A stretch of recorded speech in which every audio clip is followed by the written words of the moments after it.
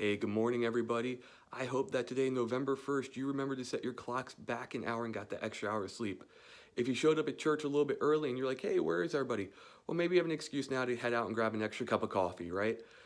Just a couple of quick updates for you this week.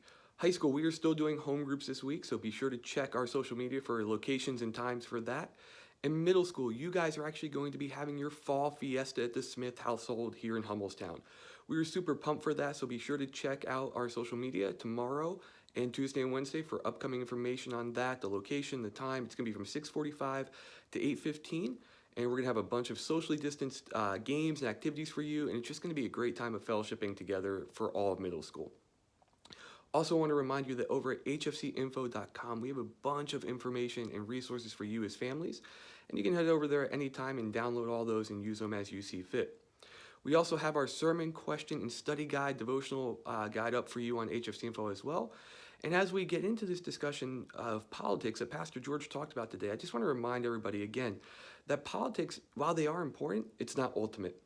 What's ultimate is that we serve the King of Kings who is forever on the throne, and no matter who wins in this election this week, ultimately God's still in charge, and whoever wins, God can work in and through them, and God can use them to bring about amazing change no matter who that may be.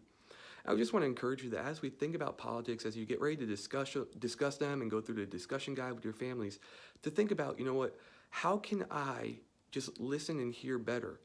Oftentimes, politics lead to a greater divide instead of unity, and we need to be people of unity, people who seek to not only love and care for one another, but look to advance the gospel.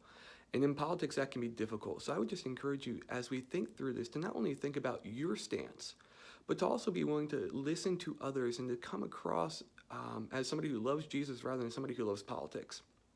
And as we have these discussions, be able to say, okay, how would Jesus respond? How would Jesus love and care for somebody, even if we disagree?